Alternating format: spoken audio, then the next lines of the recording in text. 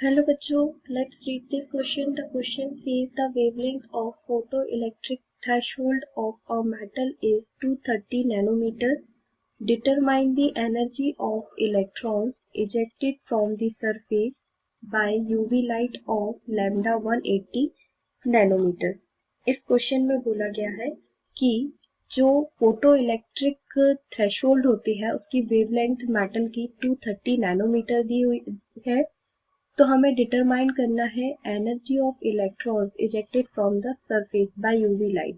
तो जो सरफेस से इलेक्ट्रॉन इजेक्ट हो रहा है उसकी हमें एनर्जी डिटरमाइन करनी है, जिसकी वेवलेंथ हमें दी हुई है 180 नैनोमीटर और h इज इक्वल टू दिया हुआ है 6.626 इंटू 10 टू द पावर -27 अर्ग सेकेंड। तो यहाँ पे हमारा की कंसेप्ट क्या हो जाएगा, photoelectric effect. So first write the key concept of this question is photoelectric effect.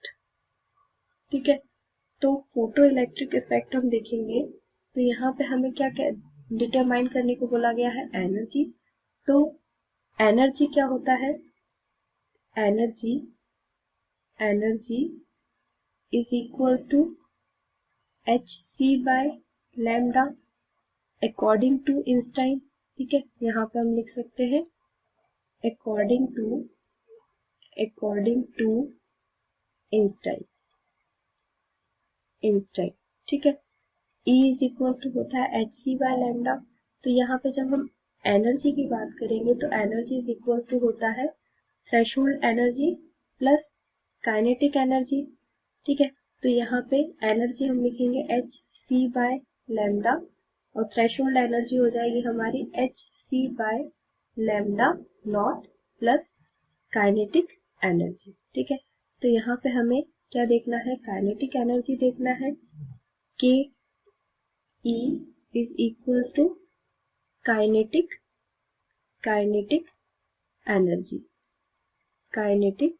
Energy. तो kinetic energy is equal to h c by lambda minus h c by lambda naught. ठीक है, तो यहाँ पे H C को हम common ले लेंगे और ब्रैकेट के अंदर आ जाएगा हमारा 1 by lambda minus 1 by lambda naught. ठीक है, तो यहाँ पे h की वैल्यू हमें दी हुई है, h क्या है हमारा, प्लैंक कांस्टेंट है, प्लैंक कांस्टेंट। ठीक है, तो इसकी वैल्यू यहाँ हमें दी हुई है। अगर हम वैल्यू लिखें तो क्वेश्चन में दी हुई है हमें 6.626 इंटू 10 टू द पावर -27 अर्ग सेकेंड। ठीक है, तो यहाँ पे स्पीड ऑफ लाइट की अगर बात करें, स्पीड ऑफ लाइट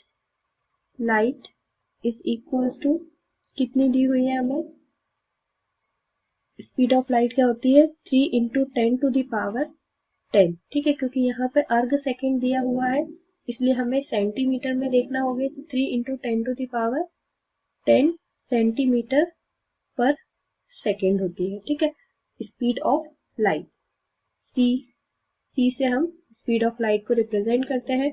तो इस फॉर्मूले में हम क्या करेंगे, वैल्यू रखेंगे और कैलकुलेट करेंगे काइनेटिक एनर्जी।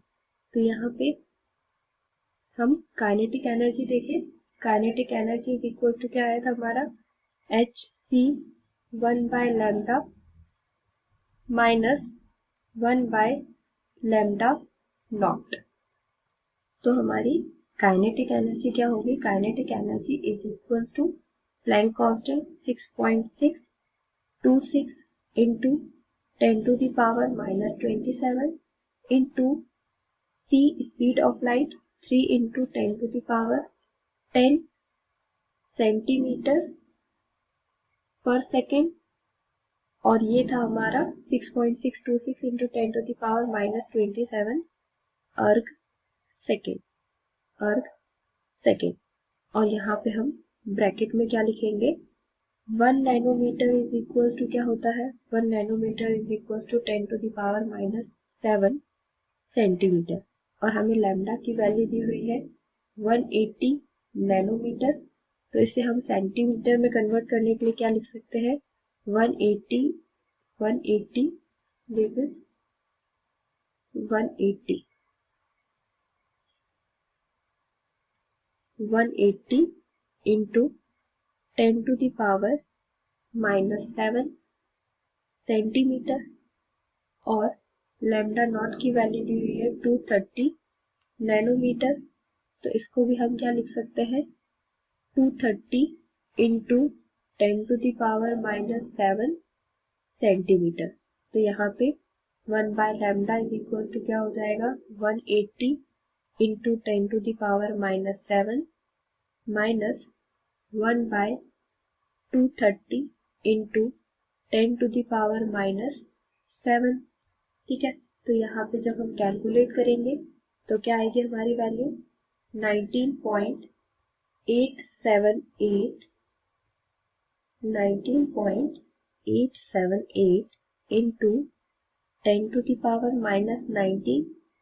ठीक है, और जब हम इसे कैलकुलेट करेंगे तो ये क्या हो जाएगा, 5.5 इंटू 10⁻⁻3 माइनस 4.437 इंटू 10⁻⁻3 आ जाएगा। ठीक है, तो ये क्या होगा, 19.878 इंटू 10⁻⁻90, और यहाँ आ जाएगा ये हमारा 1.063। तो इसे जब हमने कैलकुलेट किया तो यहाँ क्या आ गई हमारी वैल्यू, 21.13 इंटू 10⁻⁻19। ठीक है, तो ये हमारा किसमें आया, जूल में आया। तो यहाँ पे हमारा आंसर क्या हो गया, kinetic energy is equal to 21.13 into 10⁻⁻19 joule. तो इस क्वेश्चन में हमसे क्या पूछा गया था, determine the energy of electron ejected from the surface. तो आंसर हुआ हमारा, answer is 21.13 into 10⁻⁻19 joule. So this is the correct explanation of this question. Hope you understood it well. Best of luck.